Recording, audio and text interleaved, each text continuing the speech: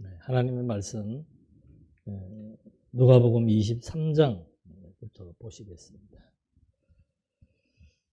무리가 다 일어나 예수를 빌라도에게 끌고 가서 고발하여 이르되 우리가 이 사람을 보매 우리 백성을 미혹하고 가이사에게 세금 바치는 것을 금하며 자칭 왕 그리스도라 하더이다 하니 빌라도가 예수께 물어 이르되 내가 유대인의 왕이냐? 대답하여 이르시되 내 말이 옳도다. 빌라도가 대제사장들과 무리에게 이르되 내가 보니 이 사람에게 죄가 없도다 하니 무리가 더욱 강하게 말하되 그가 온 유대에서 가르치고 갈릴리에서부터 시작하여 여기까지 와서 백성을 소동하게 하나이다. 빌라도가 듣고 그가 갈릴리 사람이냐 물어 헤롯의 관할에 속한 줄 알고 헤롯에게 보내니 그때 헤롯이 예루살렘에 있더라. 이제 예수님의 고난의 기간 그리고 죽음의 과정들을 지금 이제 23장에서 확인할 수 있는데 여기에서 중요한 것은 두 가지가 있습니다. 지금 서기관들과 바리새인들 그리고 유대인들이 합심해서 예수를 빌라도에게 고발합니다. 그 고발의 핵심은 뭔가? 앞에 백성을 미혹하고 세금 바치는 것을 금하고 이거는 거짓말이고 빌라도도 거기에 대해서는 큰 관심이 없습니다. 빌라도의 관심, 또 이 사람들도 세 번째 말했던 것이 뭔가 하면 자칭 왕 그리스도다. 이것이 이제 예수를 십자가에 못 박게 되는 하나의 쟁점이 된 거죠. 그래서 지난 시간 22절의 마지막 부분에서도 네가 누구냐라고 얘기했을 때 내가 하나님의 아들이다라고 예수님께서 말씀하신 내용들이 이제 22장 후반부에 소개가 되고 있습니다. 그래서 하나님의 권능의 우편에 앉아 있을 것이다 하면서 말씀하니까 그렇다면 네가 하나님의 아들이냐라고 얘기했을 때 그렇다. 그래서 이제 문제의 발단은 하나님의 아들이라고 하는 거. 그래서 하나님의 아들이라고 하는 문제는 어떻게 보면 종교적인 문제이기 때문에 빌라도에게는 큰 의미가 없습니다. 그래서 이 사람들이 예수를 고발하는 핵심적인 사안은 뭔가? 그것은 바로 자칭 왕이 먼저 붙죠. 왕 그리스도라고 하는 이것이 이제 예수를 고소하는 아주 핵심적인 쟁점이 됩니다. 그래서 지금 이제 23장의 내용에서도 전부 다 예수는 누구인가? 세상 나라의 왕이냐? 그렇지 않으면은 누구냐? 이것이 이제 논쟁거리가 되게 되는 겁니다. 그래서 오늘 23장에서는 아주 중요한 내용들이 뭐가 나오는가 하면은 예수님이 십자가에 죽는 내용이 나오죠. 그래서 꼭 예수님이 십자가에 죽으셔야 되나? 하나님의 아들인데 죽지 않고 그냥 살아서 모든 역사를 이루어도 되는데 굳이 예수님이 십자가에서 많은 사람들이 보는 앞에서 피 흘려 죽는 어떻게 보면은 나약한 모습 그리고 실패자의 모습을 보여야 되는가라고 하는 질문이 들 수가 있습니다. 그리고 또 한 가지는 예수는 왕이라고 하는 것이 쟁점이 되는데 이 왕이라고 하는 것이 어떤 왕이냐? 그리고 또 한 가지 중요한 장소가 바로 뭔가? 예루살렘이 됩니다. 그래서 예수는 예루살렘으로부터 시작을 해서 예루살렘에서 죽고 예루살렘에서 부활하는 그 예루살렘이 가지고 있는 의미는 무엇인가? 오늘은 이렇게 한 장 가운데서 중요한 내용들이 이렇게 소개가 되고 있습니다. 그래서 여기 질문에도 예루살렘이 왜 역사의 중심인가? 예수님께서 백성들의 죄를 대신해서 죽는 근거는 무엇인가? 위에 나와 있는 속죄를 위해서 죽으셔야 하나? 같은 맥락의 질문입니다. 첫 번째 질문. 그리고 예수의 죽음과 안식일의 의미는 어떤 의미가 있는가? 뭐 이런 것들이 본문 속에서 나타나 있는 하나의 논쟁거리가 되는데, 여기 지금 읽어드린 내용에서도 군중들이 예수를 빌라도에게 고발했는데, 빌라도는 예수를 어떻게 해요? 뭐 왕이라고 하는 것에 대해서 죄가 되지 않는다라고 얘기를 했습니다. 그래서 지난 시간도 그 얘기를 드렸지요. 아니, 로마가 지금 왕권을 가지고 유대 나라를 통치하고 있는데 거기에 로마가 인정해주고 인준하지 아니한 왕이 있다? 이거는 로마에 대한 정치적인 반란이에요. 그래서 이 부분에 대해서 요한복음 18장 36절, 왕은 왕인데, 요한복음 18장 36절에서 예수님은 정확하게 밝히고 있습니다. 내 나라는, 빌라도가 묻습니다. 그 요한복음에서는 내 나라는 이 세상에 속한 것이 아닙니다. 그러니까 내가 왕이라고 했을 때 그 왕이 통치하는 그 나라의 개념이 세상 나라가 아니고 하나님의 나라다. 그래서 22장 후반부에서도 내가 하나님의 권능의 우편에 있다라고 선언하는 것도 바로 하나님의 아들로서 하나님 나라의 왕이기 때문에 보좌 우편에서 통치하겠다는 것을 22장 마지막 부분에서 설명을 했고, 그래서 지금 이 대제사장과 또 민중들이 예수를 고발하는 제목의 핵심도 바로 뭔가? 그가 자칭 자꾸 유대의 왕이라고 한다.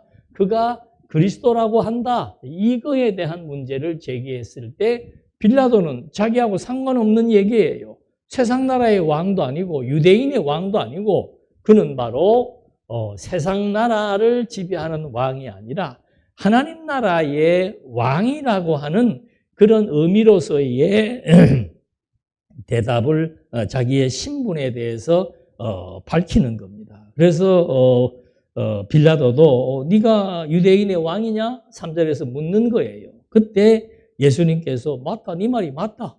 나는 유대인의 왕이라고 물어서 맞다라고 했을 때 내가 왕은 왕이지만 세상 나라의 왕이 아니고 하나님 나라의 왕이라고 하는 의미를 가지고 답변을 한 겁니다. 그렇게 대해서 빌라도는 그렇기 때문에 무죄하다, 죄가 없다라고 하는 말을 백성들에게 공표하게 되니까 백성들이 지금 막 소동이 일어나게 된 거예요. 그러면서 소동을 일으키면서 하는 말이 이 사람이 갈릴리에서부터 시작해서 지금 예루살렘까지 오면서 온 나라를 지금 다 소란의 소용돌이 속으로 밀어넣은 사람이다라고 얘기하니까 빌라도가 거기에 주목하는 것은 이 사람이 갈릴리 사람이냐? 라고 묻는 거죠. 얼른 자기의 책임을 넘기기 위해서 그래서 갈릴리를 총괄하고 있는 헤롯에게 넘기게 됩니다. 그러니까 헤롯은 뭐 예수에 대한 소문은 벌써 들었죠. 앞에서 말한 대로 누가복음 도입 첫 부분에서 그런 나오는데 예수에 대한 막 이적 표적을 행하니까 예수가 자기한테 재판받으러 왔다 그러니까 기회는 이때다. 제가 기적을 행하는 걸 한번 봐야 되겠다라고 하면서 즐거운 마음으로 예수를 영접했는데 예수에게 질문을 하는 겁니다. 이적을 행하심을 보기 위해서 이제 여러 말로 질문을 했는데 대답하지 아니했더라. 그러니까 빌라도가 대답할 때는 어떤 질문에 대한 분명한 요지를 갖고 예수님께서 거기에 대한 대답을 했는데 이 헤롯은 그렇지 않고 여러 가지 많은 다른 것에 대한 호기심과 관점을 가지고 질문하니까 예수님이 침묵하게 되는 거죠. 예수님의 침묵도 이사야 53장 7절에 보면은 그가 곤욕을 당하여 괴로울 때도 헤롯한테 많은 조롱과 수치와 능력을 지금 당하고 있는 거예요. 그럴 때도 그의 입을 열지 아니하였다. 그러니까 예수님이 말을 하는 것도 대상에 따라서 하되 지금 헤롯에게 입을 열지 아니한 것도 이사야 선지자가 벌써 예수님께서 한번 당신의 신분에 대해서 밝힌 이후로는 다시 얘기하지 않게 되는 거죠. 이것이 빌미가 돼가지고 이제 더 백성들은 요란하고 소란하고 그냥 막 선동하는 그런 일에 의해서 다시 예수를 이제 더 죽이려고 하는 거죠. 그래서 13절에서는 빌라도가 대제사장들과 관리들과 백성들을 모아놓고 다시 또 재판을 하는 겁니다. 그러니까 첫 번째 재판에서 신문에서 예수는 죄가 없다. 이게 지금 3번이 나와요. 3회. 예수는 죄가 없다. 두 번째 헤롯에게 갔다가 다시 빌라도에게 왔을 때도 예수 빌라도가 하는 말은 14절의 후반부에 보면은 이 사람에게서 죄를 찾지 못했다고 얘기합니다. 그리고 헤롯이 또한 그렇게 하여 그를 우리에게 도로 보내었도다. 보라, 그가 행한 일에는 죽일 일이 없느니라. 헤롯도 만약에 진짜 그가 무슨 죄를 살인에 처할 만한 죄를 찾았다면은 그 죄명을 기록해서 빌라도에게 넘겼을 텐데 예수님을 이관시킬 때 빌라도에게 이관시킬 때 아무런 어떤 죄명도 되지 않고 이관을 시켰다라고 하는 근거를 얘기하면서 빌라도는 그가 행한 일에는 사형을 선고할 만큼의 일은 없다라고 여기에서 말하는 겁니다. 그러니까 이제 18절에 무리가 일제히 소리질러 이르되 이 사람을 없이 하고 바라바를 우리에게 놓아주소서. 이 바라바는 살인자였죠. 그러니까 이 유대의 절기가 되면은 사형서 중에 한 사람을 놓아주는 그런 게 있다는데 거기에 대신 예수를 거기에다가 사형서로 집어넣기 위해서 무리가 일제히 소리를 질렀다. 그러면서 빌라도는 20절에 예수를 놓고자 하는 그런 마음이 있었습니다. 왜? 죄가 없으니까. 자기가 아무리 봐도 죄가 없고 뭐 유대인 사회에서 그 정도의 일은 있을 수 있다고 생각을 한 거죠. 그런데 예수를 다시 놓고자 했지만 21절에 그들은 소리질러 이르되 백성들이죠. 그를 십자가에 못 박게 하소서, 십자가에 못 박게 하소서 2번씩 얘기를 하는 겁니다. 그러니까 22절 빌라도가 3번째 말하되 이 사람이 무슨 악한 일을 하였느냐? 나는 그에게서 죽일 죄를 찾지 못하였느냐? 차라리 때려서 놓아주라. 곤장이나 쳐서 놓아줄 정도의 문제, 뭐 말 그대로 백성들을 막 소란하게 했다라든지 해서 문제가 되었다면은 곤장 몇 대 치고 채찍으로 등짝 몇 대 치고 말 일이지 이 사람을 무슨 사형에 처할 만큼의 그런 죄는 찾지 못했다고 얘기를 합니다. 그러니까 백성들이 이건 광기예요. 광기. 나라마다 광기가 있지만 여기도 마찬가지입니다. 유대 시민들도 지금 광기입니다. 그래서 23절 그들이 큰 소리로 재촉하여 십자가에 못 박기를 구하니 그들의 소리가 이긴지라. 그러니까 빌라도가 뭐 굳이 뭐 예수의 편에 서서 막 그 밀란 소욕까지 일으키면서 예수의 무죄를 입증하고 싶지는 않았겠죠. 왜? 로마 정부 입장에서 봤을 때 유대의 한쪽 예루살렘 주변에서 밀란이 일어났다 그러면 결국 빌라도에게도 문책이 올 수 있기 때문에 그 백성들의 그런 그 요란한 요구에 대해서 빌라도가 그들이 구하는 대로 24절에 언도를 했다 그랬습니다. 그 언도는 뭔가? 무죄한데 사형 선고를 내렸다 그 얘기예요. 그러니까 여기서 지금 밝히고자 하는 것은 뭔가? 예수의 신분은 맞다. 세상 나라의 왕이 아니고 하나님 나라의 왕이다. 그리고 빌라도가 재판한 결과에 그는 무죄하다, 무죄하다, 무죄하다 3회를 밝힙니다. 죄가 없는데 죄인으로 몰아서 지금 사형 선고를 내리게 되는 내용, 상황까지 온 거예요. 그래서 25절 그들이 요구하는 자 곧 밀란과 살인으로 말미암아 옥에 갇힌 자를 놓아주고 예수는 넘겨주고 그들의 뜻대로 하게 하니라. 그러니까 이 결과가요. 유대인들은 지금 몰라요. 이렇게 예수를 그들의 뜻대로 사형 선고를 받게 해서 십자가의 사형을 처하게 하는 이 죄가 이스라엘 나라 민족에게 주어지는 어떠한 형벌이 주어질지는 전혀 생각을 못하고 있는 거죠. 그러니까 이렇게 광기 어린 대중들은 무엇을 잘못했는지도 모르고 군중 심리에 의해서 막 소란을 하게 되는 거죠. 그 결과로 이제 3번씩 무죄하다고 했던 예수가 갑자기 사형수가 되어서 죄인이 되어서 죄인 중에서도 가장 악한 죄인에게 사형을 선고하죠. 우리나라도 마찬가지 아니에요? 그런 것처럼 이제 이런 결과가 주어지게 된 거죠. 그래서 이제 이 판결에 대해서 결국은 사형 선고가 내려지게 된 겁니다. 자, 근데 재밌는 일들이 있어요. 그리고 예수를 십자가에 지워서 예수를 26절에 보면은 이제 당시 로마의 사형법들에 보면은 사형수는 자기가 매달리게 될 십자가를 자기가 지고 사형당할 현장까지 그걸 가는 그런 관습이 있다고 그럽니다. 그래서 26절 그들이 예수를 끌고 갈 때 시몬이라는 구레네 사람이 시골에서 오는 것을 붙들어 그에게 십자가를 지워 예수를 따르게 하더라. 그러니까 굉장히 예수님은 이제 막 그 헤롯에게 또는 빌라도에게 군중들에게 막 온갖 모욕과 수치를 당하면서 지칠 대로 지친 상태지요. 그런 상태에서 지금 십자가를 지는데 한계를 느끼니까 시골 사람 하나 구레네 사람을 불러가지고 그 사람도 역시 유대인이겠죠. 예루살렘에서 유월절 절기를 지키고 온 그 사람에게 십자가를 지워서 따르게 하더라. 그러니까 27절 백성과 그를 위하여 가슴을 치며 슬피 우는 여자의 큰 무리가 따라오는지라.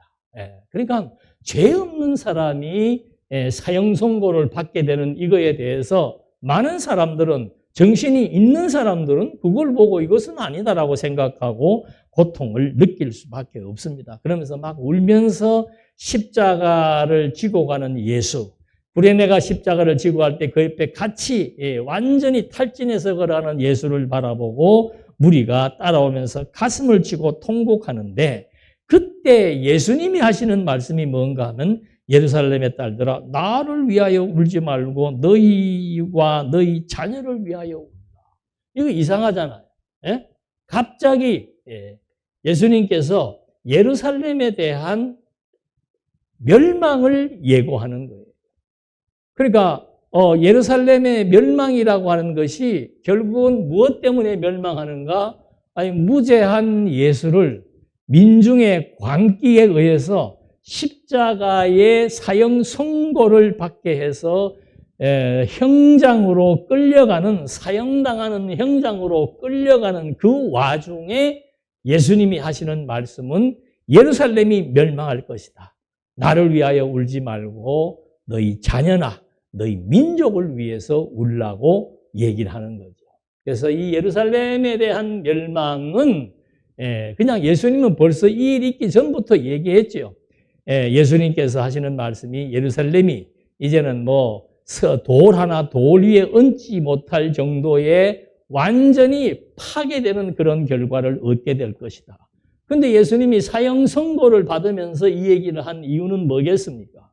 이들이 예루살렘이 이방인의 때가 되기까지 엄청난 고통과 파멸의 시간을 겪게 될 것. 그 원인이 바로 어디에 있는가?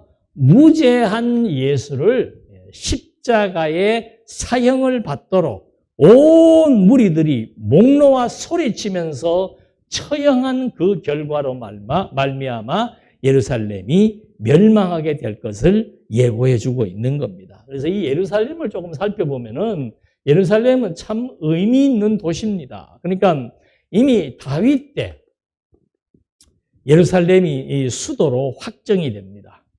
그리고 솔로몬 때 거기에 성읍이 되고 수도가 되고 거기에 성전이 지어집니다. 그래서 유대인에게 있어서의 예루살렘은 완전히 이 민족의 정신이며 중심이에요. 유대 그러면은 예루살렘, 예루살렘 그러면 거기에 성전이 있는 거. 그리고 예루살렘은 이스라엘의 수도다 하는 이것이 유대인들에게는 지금 예수님 당시로 치면은 1000년 동안 내려왔던 역사적인 도시, 가장 중요한 도시는 예루살렘이다 이 말이죠. 그러니까 예루살렘이 이렇게 중요한 도시로부터 시작을 합니다. 그런데 예수님이 예루살렘에서 죽게 되는 거죠. 그 의미에 대해서 살펴보면은 누가복음만 보게 되면은 2장 22절에 보면은 예루살렘은 어떤 곳인가? 아기 예수의 정결 의식을 치르기 위해서 하나님께 드렸던, 하나님께 아기 예수를 바쳤던 장소가 예루살렘이에요. 그러니까 절기 때마다 아이들을 하나님 앞에 성결케 하는 의식이 있는데 그것이 예루살렘에서 시행되고 있었다. 그 다음에 4장 9절에 보면은 예수님께서 예루살렘에서 마귀의 시험을 당합니다. 그때 마귀가 너희 예루살렘 성전 꼭대기에서 뛰어내리라고 얘기하죠. 그때 예수님은 마귀를 완전히 제압하고 마귀의 시험으로부터 승리한 곳이 예루살렘입니다. 그러니까 예루살렘은 역사적으로 중요한 도시였는데 예수님이 어릴 때 이미 하나님께 드려진 장소이고 사탄의 역사를 유일무이하게 완벽하게 처복종시키고 승리했던 것도 예루살렘 성읍이에요. 그리고 9장 31절에 예수님께서 처음으로 내가 예루살렘에서 별세할 것이다. 예루살렘에서 나는 죽게 될 것이다. 그걸 여기에서 예고를 해주는 겁니다. 예루살렘에서 죽게 될 것이다. 그리고 예루살렘에서 죽게 된다는 이 예언에 맞추어서 오늘 23장에서 보니까 유대인들이 23장 28절 이하로부터 이제 유대인들이 예루살렘에서 예수를 십자가에 처형하고자 하는 사형 선고를 받게 될 때 예수님께서 다시 예루살렘의 멸망을 예고해 주는 거죠. 그러니까 역사가들이 그 뒤에 보게 되면은 예수님께서는 이미 예루살렘에서 죽으실 것을 예언했지만 왜 그렇게 예루살렘에서 죽어야 되는가? 그 예루살렘에서 예수님께서 십자가에 못 박혀 죄가 없으신 분이 죄인으로 사형수가 되어서 죽으신 장소가 바로 예루살렘이다 이 말입니다. 그래서 예수님이 그 형장으로 가시면서 예루살렘을 향해 가시면서 이제는 이 예루살렘이 멸망하게 될 것을 예언한 거죠. 앞에서도 예루살렘 멸망을 예언했고 예수님이 예루살렘에서 죽으실 것을 예언했는데 예루살렘 멸망에 대해서 내가 멸망하는 이유 알겠는가? 너희들이 지금 나를 십자가에 못 박았기 때문에 이제 이스라엘 이 민족의 역사는 처참한 일을 겪게 될 것이다. 예루살렘 멸망뿐만이 아니라 이제 이 이스라엘 민족들이 겪게 될 엄청난 일들을 예고해 주고 있는 겁니다. 그래서 지금 33년도에 일을 했는데 70년에 정말 예루살렘이 로마에 의해서 멸망을 했다 그랬죠. 그리고 그 이후에도 AD 636년에 아랍의 이슬람 군대가 다시 예루살렘을 정복을 합니다. 아랍의 이슬람 군대가 예루살렘을 정복합니다. 그리고 1999년도에 십자군 전쟁으로 예루살렘을 다시 찾았지만은 88년 후에 다시 또 재탈환을 당하게 됩니다. 그리고는 400년 동안 오스만 제국의 지배를 받는 그런 굴욕적인 역사가 예루살렘에 계속되게 되는 거죠. 그리고 1948년도에 이 예루살렘이 이스라엘 수도로 다시 되찾게 되었지만 예루살렘이 이스라엘 성읍은 이스라엘 수도로 찾았지만은 아직도 거기에 성전은 어떻게 된 겁니까? 이슬람, 그리고 유대교, 그리고 가톨릭 이런 식으로 세 개가 지금 이 성전을 사용하고 있기 때문에 예루살렘 성전은 정복하지 못한 이것이 현대사의 상황이지요. 그래서 예수님께서 예루살렘에서 죽음으로 말미암아 의인이 죄인으로 취급받아 죽는 역사가 이스라엘 역사에 있어서 엄청난 고통과 파멸과 수치를 받게 될 것을 예언하는데 이게 21장 24절에 나와요. 21장 24절에 뭐라고 나오는가? 이방인의 때가 차기까지 이방인들에게 이 예루살렘은 짓밟힐 것이다. 70년도에 예루살렘이 멸망했지만 계속해서 예루살렘은 이방인들에게 짓밟히는데 언제까지 짓밟히는가? 유대인의 때가 될 때까지 예루살렘은 짓밟히게 될 것이다 라고 하는 예언을 한 겁니다. 그러면서 이제 이 예루살렘에 대해서 예수님은 여기 이제 다시 돌아가면은 예수님께서 이제 예루살렘의 멸망을 예언했지만 24장에 보면은 멸망뿐만이 아니고 이 복음, 제사함을 얻게 하는 회개가 예루살렘으로부터 시작해서 모든 족속에게 전파되게 된다. 그러니까 이 예루살렘은 예수님의 죽음의 장소요, 예수님의 부활의 장소요, 복음이 전파되는 하나님의 나라가 전파되는 시발점으로서의 장소적 의미가 있다는 거죠. 그리고는 24장 49절에 바로 이 예루살렘에 복음을 땅끝까지 전파하기 위해서 하나님의 성령을 보내주겠다고 약속하게 되는 겁니다. 그래서 예루살렘은 정말로 중요한 장소가 역사적으로는 이스라엘 나라의 성읍과 성전이 있는 장소로서의 중요한 가치가 있을 뿐만 아니고 민족적으로는 예수님께서 무죄한 예수가 십자가에 못 박혀 죽으신 곳이 예루살렘이고 그 사건으로 유대인들에게는 이방인의 때가 되기까지 짓밟히는 이방 나라에게 짓밟히는 역사를 경험하게 될 것이다. 그리고 해놓고는 예수님은 3일 뒤에 예루살렘에서 다시 부활하시면서 부활 역사의 이후부터는 죽음에서 부활하신 이것이 바로 복음이에요. 복음. 이 복음의 역사가 다시 예수님이 오실 때까지 증거돼야 되기 때문에 예수님께서 성령을 보내어서 예루살렘으로부터 시작해서 모든 족속에 이르기까지 하나님 나라의 복음이 전파될 것을 약속해 주고 있는 겁니다. 그러면서 이제 요한계시록 21장 2절에 제일 마지막 장면에서 내가 보니까 거룩한 성 새 예루살렘이, 이거는 땅에 있는 예루살렘이에요.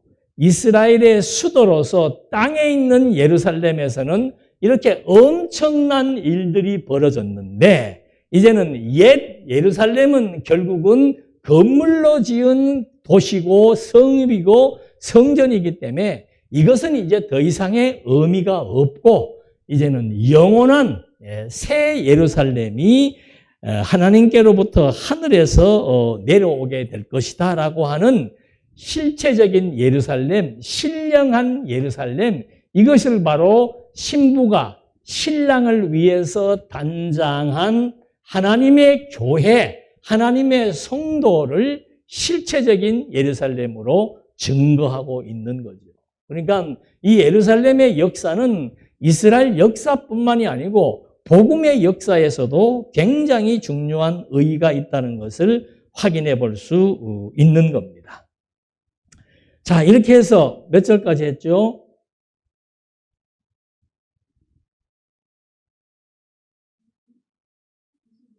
26절까지 십자가를 지어서 예수를 따르게 하고 예루살렘에 대한 멸망을 예고했지요. 그래서 32절부터의 내용을 보게 되면은 이제 두 행악자가 등장을 합니다. 이것도 누가복음에만 있는 내용이에요. 그러니까 자, 이렇게 해서 예루살렘에 대한 멸망을 예고하고 나서 예수님께서 이제 십자가에 달리게 되었을 때 양쪽에 행악자, 즉 살인자, 사형을 받기에 마땅한 죄인들이 좌우에 있는 장면이 나오는 거죠. 이것도 여기 왜 나오겠습니까? 갑자기 예루살렘의 멸망을 예고하신 하나님. 예루살렘이 멸망하는 이유는 뭔가? 직접적인 것은 무죄한 예수를 죽인 겁니다. 근본적인 것은 뭔가? 세상 나라는 결국은 파하게 될 것이고 하늘에 있는 새 예루살렘이 도래함으로 말미암아 하나님의 나라가 완성될 것을 예고해 주는 거죠. 연이어 똑같은 의미로서 사형수 두 사람에 관한 얘기가 여기에 소개되고 있는 겁니다. 여기에서 보면은 한 사람은 뭐 예수를 조롱하고 했는데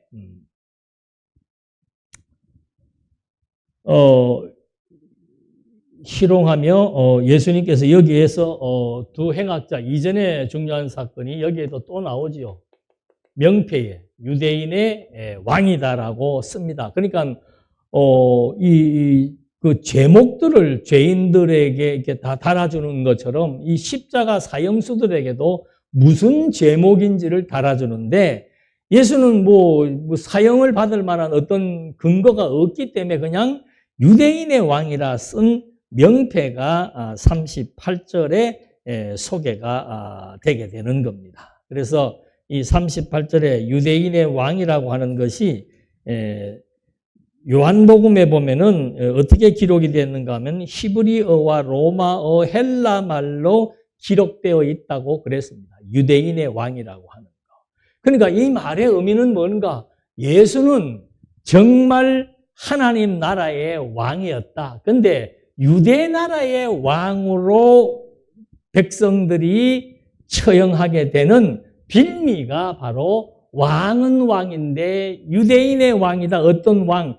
자칭. 그래서 여기에서 자칭이란 말을 집어넣어달라. 자칭이 안 들어가면 진짜 유대인의 왕인 줄 아니까 자칭이 유대인의 왕으로 집어넣어달라 했을 때 빌라도는 거절하는 거죠. 유대인의 왕, 하지만 그 유대 나라의 왕이 아니고 예수는 세상 나라 유대에만 국한 것이 아니고 하나님 나라의 왕이었음을 여기서도 정확하게 얘기를 하는 겁니다. 자, 이렇게 예수의 그 십자가의 패까지 설명을 하고 39절에 달린 행악자 중 한 명은 그리스도를 비방하는 겁니다. 네가 정말 그리스도냐? 그러면은 너와 우리까지 다 구원해 봐라. 지금 이 십자가에서 내려오든지 우리를 한번 살려내봐라고 조롱을 했지만 하나는 그 사람을 꾸짖어 이르되 내가 동일한 정죄를 받고서도 하나님을 두려워하지 아니하느냐. 그러니까 자, 중요한 단어들이 나옵니다. 우편이라고 그러는데 우편 좌편보다 하여튼 한 명의 강도가 하는 말은 뭔가 하면은 하나님을 인식하고 있는 거죠. 하나님을 두려워하라고 얘기합니다. 그러면서 41절에 우리는 우리가 행한 일에 상당한 보응을 받는 것이니 이에 당연하거니와 이 사람이 행한 것은 옳지 않은 것이 없느니라. 다시 한 번 더 예수가 죄가 없다는 사실은 여러 재판에 대해서도 사형수들도 아마 다 들었던 모양이죠. 이 사람은 죄가 없다 하면서 이르되 예수여 당신의 나라에 임하실 때 나를 기억하소서. 이 세 번째 중요한 단어가 나옵니다. 당신의 나라는 뭐예요? 하나님의 나라라는 거죠. 그러니까 예수가 유대인의 왕의 제명을 썼는데 예수는 유대인의 왕이 아니고 하나님 나라의 왕이다. 요한복음에서처럼 나는 세상 나라의 왕이 아니라 하나님 나라의 왕이다. 그런데 내가 지금 죄가 없음에도 불구하고 십자가에 사형 선고를 받고 죽게 되었다. 이 사건에 대해서 예수의 사건에 대해서 한 강도가 하는 말이 당신은 바로 정말로 죄가 없습니다. 다른 말로 하면은 의인입니다. 그리고 당신은 세상 나라의 왕이 아니고 하나님 나라의 왕이 맞습니다. 그러니까 당신의 나라에 임할 때 나를 좀 구원해 달라, 나를 기억해 달라고 얘기하니까 예수님의 답변이 뭐예요? 너는 나와 같이 어디에 있으리라? 왜 낙원에 있는 겁니까? 예수가 누구니까? 하나님 나라의 왕이니까 네가 나와 같이 낙원에 있을 것이다. 왜 예루살렘이 멸망하는 겁니까? 하나님 나라의 왕인 예수를 사형수, 죄인으로 만들어서 처형했기 때문에 바로 예루살렘은 멸망할 것을 말하는 겁니다. 유대 나라의 중심지 예루살렘의 멸망을 예고하고 강도의 고백에 의해서 하나님 나라의 왕이며 하나님의 아들이라는 고백에 의해서 예수께서는 네가 진짜로 나와 같이 낙원에 있을 것이다. 하나님 나라에 있을 것이다 라고 얘기를 하고 있는 겁니다. 그래서 무죄한 자가 사형 선고, 가장 극악한 악행을 범하는 사형자가 되어서 십자가를 졌지만 그는 바로 예수의 입을 통해서 하나님 나라의 왕이며 예수의 답변에 대해서 낙원에 있을 것이라고 하는 사형수와 예수의 대화 속에서 예수는 세상 나라의 왕이 아니고 하나님 나라의 왕으로서 낙원에 있을 것이라고 하는 말을 해주는 겁니다. 자, 그렇게 하면서 제6시쯤 되어 해가 빛을 잃고 온 땅이 어둠에 임하여 제9시까지 계속하여 성소의 휘장이 한가운데로 찢어지니. 그러니까 이 성소의 휘장이 찢어졌다는 것은 어떤 의미입니까? 성소의 휘장이 찢어졌다라고 하는 것은. 성경은 옛 언약과 새 언약, 그래서 구약과 신약이라고 얘기하는 겁니다. 자, 성소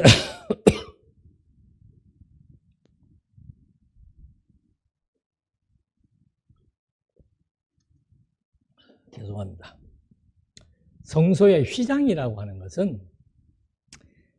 성전의 성소와 지성소를 이렇게 구분짓는 그런 그 카텐을 의미하는 겁니다. 그게 이제 찢어졌다는 거죠. 그래서 이것은 구약의 율법을 대변하는 옛 언약과 그리스도의 부활로 말미암아 새롭게 시작되는 새 언약을 나누게 되는 이 분기점이 지금 누가복음에서는 휘장으로 증거가 되는 거죠. 그래서 옛 언약은 그 구원의 대상이 유대인입니다. 그러나 새 언약은 예수님이 처음부터 말했고 마지막에도 말한 것처럼 모든 민족에게 하나님 나라의 복음이 전파되어야 될 것이다. 그러니까 구원의 대상이 아주 완전히 다른 겁니다. 옛 언약과 새 언약이. 두 번째는 제사의 제도가 다른 겁니다. 그러니까 두 번째는 뭔가 하면은 구약의 제사는 모형적으로서 짐승을 제물로 드리고 사람이 하나님 앞에 나아갔던 그런 방식의 제사라면은 새 언약으로 시작되는 제사는 어떤 제사인가? 산제사라고 말하고 있는 거죠. 예수님이 왜 산제사인가? 짐승이 아니고 예수님이 당신의 피, 당신의 살, 이걸 통해서 이제는 새로운 생명의 세계를 열어나간다는 겁니다. 구약에서는 짐승의 피를 통해서 죄 용서를 받았다면은 새 언약은 그리스도의 피와 살을 통해서 죄 용서를 받게 되었고 죄 용서뿐만이 아니고 새로운 생명을 얻게 되었다. 이것이 이제 옛 언약과 새 언약의 차이라는 겁니다. 그리고 구약은 율법을 지켜서 의인이 된다면은 새 언약은 그리스도를 믿음으로 말미암아 의인이 되는, 이게 차원이 이제 완전히 달라지게 되는 거죠. 그리고 옛 언약은 일시적인 생명의 보존입니다. 죄인들의 죄를 짐승의 피로 말미암아 1년에 한 번 일시적으로 이렇게 죄 용서를 얻고 생명을 보존했다면은 새 언약은 바로 일시적이 아니고 한 번 단회적으로 한 번 치른데, 여기는 반복적으로 해야 되지만 여기는 단회적으로 예수님이 십자가에 죽고 부활하심으로 말미암아 영원한 생명과 영원한 기업을 얻게 되는 이것이 바로 옛 언약과 새 언약이다. 그래서 이 휘장이, 예수님이 돌아가실 때 휘장이 갈라진 이유는 뭔가? 이제는 내가 이 언약을 완성했다. 옛 언약을 완성해서 새 언약으로 출발하는 복음의 역사. 옛 언약이 이스라엘이라면은 새 언약은 하나님 나라라고 하는 사실로 전개되는 이것이 바로 휘장의 의미가 있었다는 것을 확인시켜 준 겁니다. 자, 그 다음에 계속해서 휘장이 찢어지고 이제 예수께서 46절 큰 소리로 불러 이르시되 아버지 내 영혼을 아버지 손에 부탁하나이다 하고 이 말씀을 하신 후 숨지시니라. 이건 예수의 죽음에 대한 이야기입니다. 예수의 죽음. 예수는 왜 꼭 속죄를 위해서 죽으셔야 되느냐? 이거에 대한 문제가 이 죽음의 의미, 십자가의 죽음의 의미 속에 담겨져 있는 거죠. 휘장은 언약의 완성이라면은 예수님의 죽음은 어떤 근거에 의해서 죽으셔야 되는가? 이것이 하나님의 작정으로부터 시작되는 겁니다. 에베소서 1장 7절에 속량이라고 나오죠. 예수님의 죽음의 근거는 뭔가? 에베소서 1장 7절에 하나님의 작정에 반드시 어떤 과정을 통해서, 속량이라고 하는 과정을 통해서 예수가 하나님의 나라를 구축하게 된다는 약속이 있는 거죠. 그래서 이 속량이란 뜻은 풀어준다는 뜻입니다. 또는 값을 치르고 구해낸다는 거예요. 그 예수님의 죽음, 왜 예수는 꼭 죽으셔야 되는가?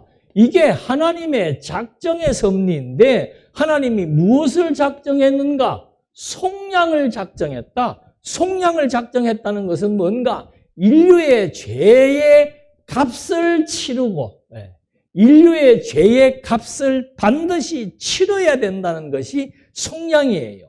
그래서 하나님께서 창세기 2장 17절에 죄에 대한 속량을 직접적으로 언급하는 겁니다. 이게 창조의 질서예요. 하나님께서 선악을 알게 하는 나무는 먹지 말라고 했는데 아담과 하와가 그 선악을 알게 하는 나무를 먹었기 때문에 아담과 하와는 어떻게 해요? 죽음이라는 선고를 받게 된 겁니다. 예수님은 속량을 위한 것이다. 즉 죄의 값을 치르기 위한 것이다. 근데 왜 죽냐? 죄의 싹은 무엇이기 때문에? 사망이기 때문에 이 사망으로부터 하나님의 언약 백성을 구출해내기 위해서는 예수님께서 반드시 죽으셔야 된다. 이것이 구약에서는 출애굽기 21장 23절에 율법에 기록이 되어 있는 겁니다. 너희들이 무슨 해를 가하게 되면은 그대로 이에는 이, 눈에는 눈으로 갚되 생명은 무엇으로? 생명으로 갚는다. 이게 율법에 나와 있는 거예요. 창세전 하나님의 작정이 값을 치러야 된다. 그 값은 어떻게 치릅니까? 하나님의 범죄하자, 하나님의 명령을 어겨서 범죄한 자들에게는 반드시 죽음이라고 하는 선고가 주어진다. 그것을 명문화시켜 놓은 것이 출애굽기에서 생명은 생명으로 갚는다. 그러니까 죄의 싹은 사망이에요. 죄의 값은 사망이에요. 그러니까 그 사망의 문제를 예수님께서 값을 치르고 해결하려면은 그 값은 생명으로 치러야 되기 때문에 당신이 십자가에서 죽으시는 거라 이 말입니다. 이래서 속량이라는 의미가 중요하다는 것을 확인해 볼 수 있습니다. 그래서 지난번도 말씀드렸습니다만은 속량은 값을 주고 구해낸다는 겁니다. 무엇으로부터? 사망으로부터 구해내는 게 값을 주고 구해내는 게 속량이고, 속죄는 죄에 대한 용서예요. 속죄라고 하는 것은 죄에 대한 용서고, 대속이라고 하는 것은 대신해서, 예수님이 대신해서 죄의 대가를 치른다, 대신하는 것이 대속이고, 속죄는 죄에 대한